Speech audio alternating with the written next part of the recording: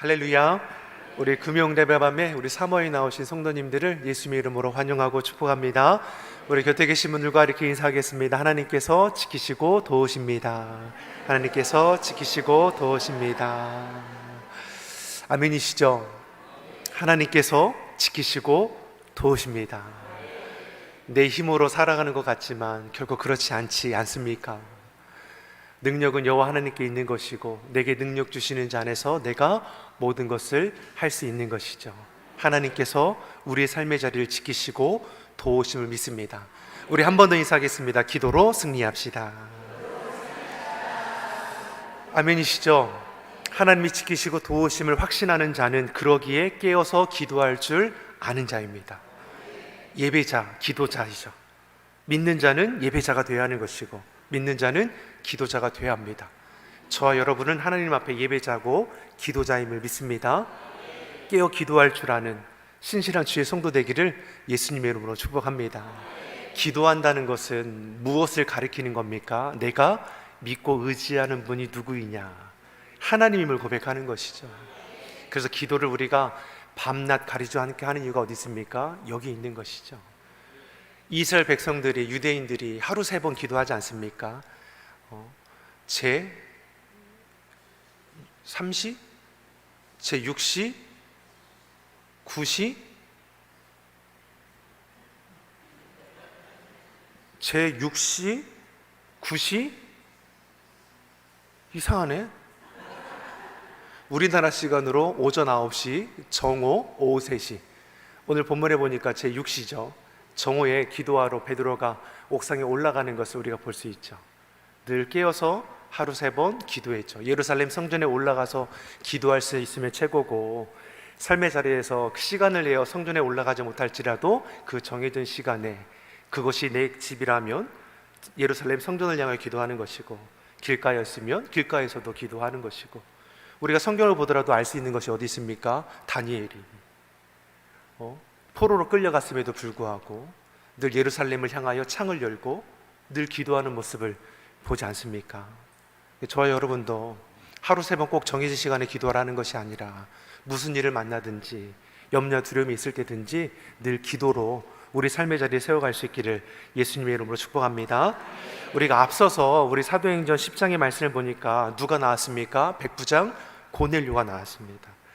고넬료를 가리켜서 천사가 하는 말이 무엇이었습니까? 내 기도와 구제가 하나님 앞에 상달되어 기억하신 바 되었다라고 말씀하죠. 하나님께서 누구를 기억하십니까?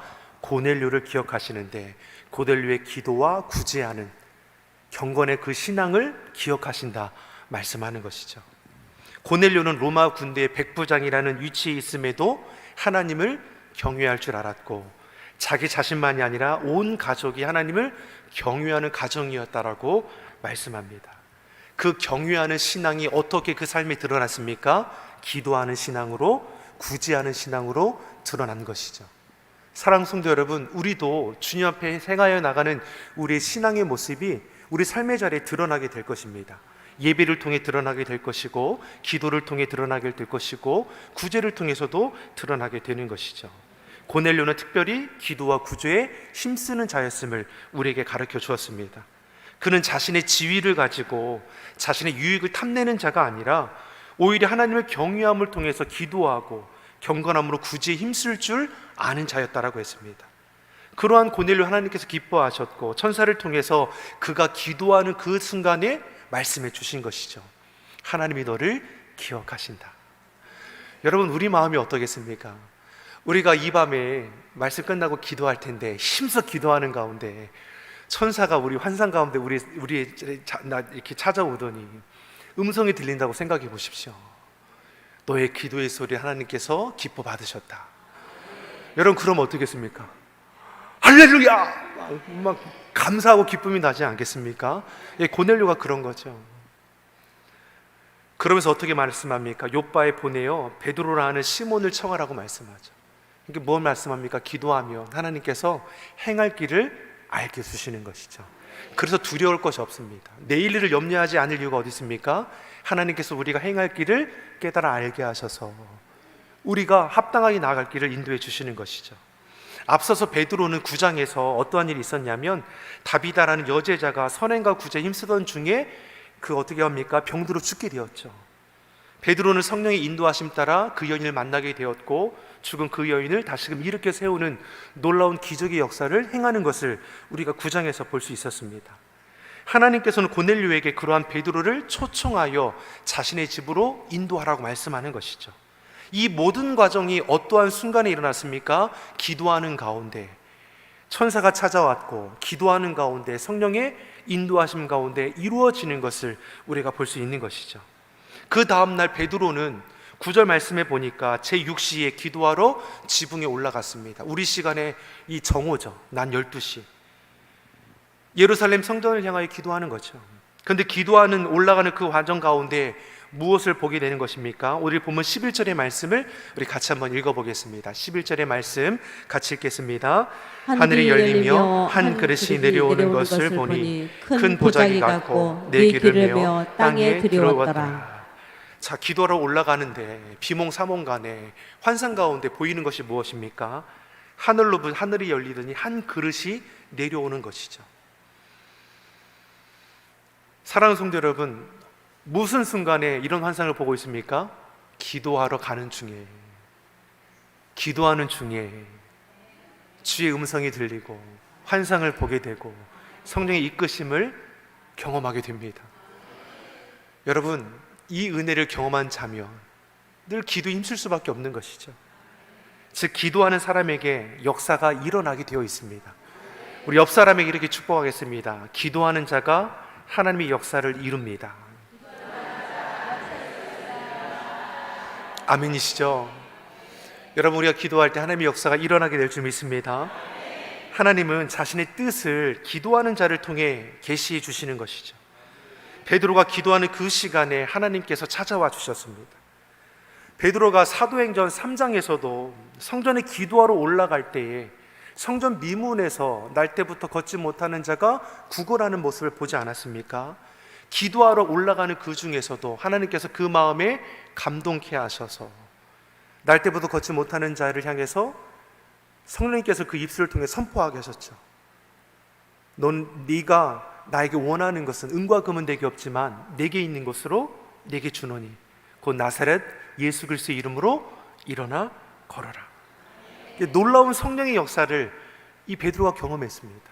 오늘도 마찬가지예요. 지금도 마찬가지죠. 기도하러 올라가던 중에 환상 가운데 하늘이 열리며 한 그릇이 내려오는 것을 보게 되었습니다. 하나님은 기도하는 사람을 통해 일하십니다. 하나님은 능력이 있고 가진 것이 많고 열심도 있고 헌신도 있는 것 중요하지만 하나님은 어떠한 자를 통해 역사하십니까? 기도하는 자를 통해 역사하시는 것을 오늘 우리에게 알게 하시죠. 이 밤에 우리가 깨어 기도할 때 하나님의 뜻을 분별하는 은혜가 있기를 간절히 축복합니다. 너는 내게 부르짖으라. 내가 내게 응답하겠고 내가 알지 못하는 크고 비밀한 일을 내게 보이리라. 우리는 기도하는 가운데 주의 뜻을 깨달아 알게 될 뿐만 아니라 하나님께서 우리를 통해서 감추어 두시고 예비해 두신 것을 꺼내볼 수 있습니다. 무엇을 통해서? 기도를 통해서이죠. 이처럼 하나님은 기도자에게 응답해 주실 뿐만 아니라 우리를 향한 뜻을 깨달아 알게 하시고 또 약속의 복을 누리도록 이끌어 가시는 은혜의 하나님임을 우리가 알 수 있는 것이죠. 베드로는 기도 시간이 되어서 지붕에 올라가는 중이었고 배고픔에 무엇이라도 먹고자 하는 마음이 있었습니다. 그때 어떻습니까? 비몽사몽간에 하늘이 열리고 한 그릇이 내려오는 것을 보게 되는 것이죠. 그리고 그 그릇 안에 무엇이 있다라고 성경은 기록합니까? 12절의 말씀을 우리 같이 한번 읽어보겠습니다. 그 안에는 땅에 있는 각색 네 발 가진 짐승과 기는 것과 공중에 나는 것들이 있는데, 자, 그 안에 담겨 있는 것이 무엇입니까? 각색 네 발 가진 짐승과 기는 것과 공중에 나는 것입니다. 이것들은 성경에서 먹지 말라라고 규정해 놓은 부정한 짐승들입니다. 그런데 더 놀라운 것은 하늘에서 이해할 수 없는 음성이 다시금 베드로에게 들렸다라는 것이죠. 13절의 말씀입니다. 13절의 말씀 같이 보겠습니다. 또 소리가 있으되 베드로야 일어나 잡아먹으라 하거늘. 아멘. 자, 환상 중에 하늘이 열리고 한 그릇이 내려오는데 그 그릇 안에 무엇이 담겨 있습니까? 부정한 짐승들이 담겨 있습니다. 그리고 이어서 음성이 들리기를 베드로야 일어나 잡아먹어라. 당시 부정한 짐승은 먹지 않을 뿐만 아니라 만지지도 않았습니다. 그런데 일어나 잡아먹으라는 하늘의 음성이 들리니 베드로가 얼마나 놀라겠습니까? 환상 중에 베드로를 부르신 분이 누구십니까? 하나님이시죠. 지금 하나님께서는 베드로에게 부정한 짐승을 잡아먹으라 말씀하고 계시죠. 그러니 베드로가 어떻게 합니까? 그 말씀 앞에 14절에 이렇게 반응하는 것이죠. 14절 같이 보겠습니다. 베드로가 가로되 주여 그럴 수 없나이다. 속되고 깨끗이 아니한 물건을 내가 언제든지 먹지 아니하였사옵나이다 한데. 자, 베드로가 가로되 주여 그럴 수 없나이다. 자, 환상을 보여주시는 분이 누구시고 잡아먹으라 하신 분이 누구신지를 베드로가 분명히 알고 있는 것이죠. 주여 그럴 수 없나이다. 레위기 말씀을 보면 정결한 짐승, 부정한 짐승을 철저히 구분지어 놓았습니다. 율법으로 정해져 있습니다. 유대인들 철저히 지켰습니다. 그런데 율법으로 부정하다 규정한 짐승을 잡아먹으라 하시니 베드로가 혼란스러운 것이죠. 베드로에게 있어서 부정한 짐승을 잡아먹으라는 이 명령은 어떻게 보면 자신의 경건함을 시험하고 있는 것이 아닌가 의심하고 있다라는 것입니다. 하나님의 말씀 앞에서도 자신이 지금까지 지켜오던 그 율법, 정결의식이 부딪히게 되니까 순종하지 못하는 모습을 우리가 보게 되는 것이죠. 두 번째 음성이 들립니다. 15절 16절의 말씀 같이 읽어보겠습니다. 또 두 번째 소리 있으되 하나님께서 깨끗게 하신 것을 내가 속되다 하지 말라 하더라. 이런 일이 세 번 있은 후 그 그릇이 곧 하늘로 올리워 가니라. 아멘. 혼란스러워하는 베드로에게 두 번째 음성이 들리죠. 하나님께서 깨끗하게 하신 것을 네가 속되다 하느냐. 하나님이 더럽고 부정한 짐승을 깨끗하게 하셨는데 무엇이 문제가 되느냐 말씀하는 것이죠. 사실 여기서 말하는 부정한 짐승이 의미하는 것은 당시 이방인들을 가리킵니다. 이제까지 이방인들의 신세가 어떤 신세였습니까? 부정한 짐승과도 같았습니다. 저들은 버려진 자이고 구원받을 자격이 없던 자들입니다. 그런데 하나님께서 환상 중에 베드로에게 부정한 짐승을 잡아먹으라 명령하시는 것은 너희가 부정한 짐승처럼 여기는 이방인들 또한 내가 깨끗하게 하였다라는 것이죠. 저들도 구원하여 내 백성 삼아야 할 자임을 말씀해 주고 계시는 것입니다. 그러니 저들에게 나아가 주의 복음을 전할 뿐만 아니라 세례를 주어 나의 백성 삼을 것을 말씀하는 것이죠. 17절의 말씀을 보면 베드로가 하나님의 보여준 그 환상과 그 음성을 들으면서 얼마나 고민했는지를 알 수 있습니다. 그 말씀 앞에 의심하고 망설이지 않습니까? 내 경험, 내 고집, 이제까지 행하던 것들 하나님 말씀과 부딪히게 되실 때 어떻습니까? 포기하지 못하는 것이죠. 우리는 어떠합니까? 주의 말씀이 임하면 아멘으로 순종해야 하는 것을 우리가 알면서도 순종으로 나아가기보다는 그 말씀을 우리가 외면할 때가 더 많지 않습니까?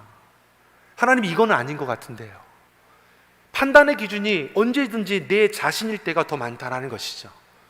나의 욕심이 이끌릴 때도 있는 것이고 내 고집이 앞세울 때도 있는 것이고 내 자존심이 있을 때도 있는 것이고 베드로도 마찬가지인 것이죠. 이제까지 지켜오던 정결 예식이 그 주의 말씀 앞에 꺾어지지 않는 것을 볼 수 있는 것입니다. 이때에 고넬료에 보낸 사람이 찾아오는 걸 볼 수 있죠. 앞서서 고넬료에게 하나님께서 뭘 말씀하셨습니까?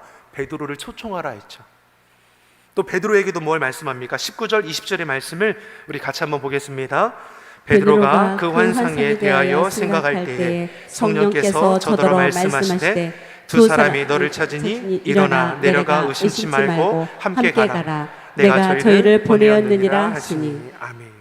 자, 기도하는 가운데 하나님께서 고넬료에게 역사하시고 또 베드로에게 역사하셔서 둘을 만날 수 있도록 연결시켜 주시는 것을 볼 수 있습니다. 베드로에게 뭘 말씀합니까? 일어나 내려가서 의심하지 말고 함께 가라는 것이죠. 무엇 하지 말라라고 말씀합니까? 의심하지 말라. 사랑하는 성도 여러분, 저와 여러분이 믿음 가운데 바로 서기를 간절히 소망합니다. 우리를 의심케 하는 헛된 것들에 여러분 넘어지지 마십시오. 지금 베드로를 이끄는 분은 여호와 하나님이시죠. 이방 땅으로 이끄셔서 애니아라는 중풍병자를 고치도록 이끌어 주셨고, 다비다라는 여제자를 살리도록 하신 분도 여호와 하나님이시죠. 그분께서 이제는 어떻습니까? 이방인을 또 고넬료에게 인도하시는 것을 우리가 볼 수 있는 것이죠.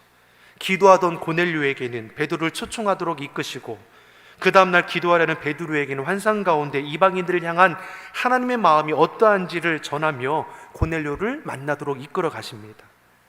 고넬료는 말씀에 순종하여 베드로를 초청하게 되고, 베드로 또한 순종함으로 이제 고넬료를 만나게 되는 것이죠. 앞서서 기도하는 자에게 역사가 일어난다고 했습니다. 그리고 그러한 역사를 이루시기 위해서 무엇이 필요합니까? 순종이 필요함을 우리에게 말씀하는 것이죠. 기도한다는 것은 무엇입니까? 하나님의 뜻을 구하는 것이죠. 주님 말씀해 주십시오. 내가 주의 말씀 가운데 순종하겠습니다. 기도를 통해서 주의 뜻을 깨달아 알았다면 그 말씀 가운데 우리가 순종함으로 지켜 행하는 자세가 연결되어야 하는 것이죠. 그래서 믿음과 기도, 믿음과 행함은 함께하는 것임을 우리에게 거듭 강조하는 것입니다. 즉 기도하는 자에게 하나님께서는 행할 길을 보여주시고 능히 감당할 수 있도록 이끌어 가실 것입니다. 그런 우리는 행할 것이 무엇입니까? 그 말씀에 우리의 발걸음을 옮기면 되는 것이죠. 때론 순종하기 쉽지 않은 말씀이 우리 가운데 임할 때도 있습니다. 그런데 하나님께서 주시는 말씀은 내가 할 수 있다, 없다를 판단하는 것이 아니라 하나님께서 나를 통해 이루고자 하시는 것이기에 하나님의 그 신실한 계획하심을 믿고 순종함으로 나아갈 수 있는 우리 결단이 있어야 하는 것이죠. 75세의 아브라함을 하나님께서 택하셔서 본토 친척 아비집을 떠나라고 명령하셨습니다. 이 말씀에 순종하는 것이 쉬운 것입니까? 그렇지 않죠.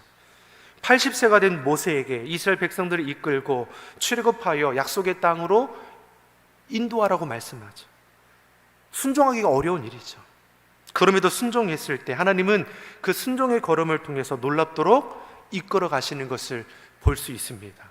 순종을 통해서 하나님께서 능력 더해 주시고 그 걸음을 옮겨 나아갈 때마다 주님께서 동행하여 주셔서 앞서가셔서 이끌어 주신다는 것을 우리가 볼 수 있죠. 사랑하는 성도 여러분, 내 고집과 욕심을 따라 행동하기보다는 순종함으로 하나님의 뜻을 이루어갈 수 있는 주의 성도 되기를 예수님의 이름으로 축원합니다. 특별히 이 밤에 우리가 기도할 때 주의 말씀이 우리 가운데 임하며 그 말씀에 순종할 수 있도록 나를 쳐서 복종하는 귀한 은혜의 밤이 되기를 예수님의 이름으로 축원합니다. 기도하겠습니다.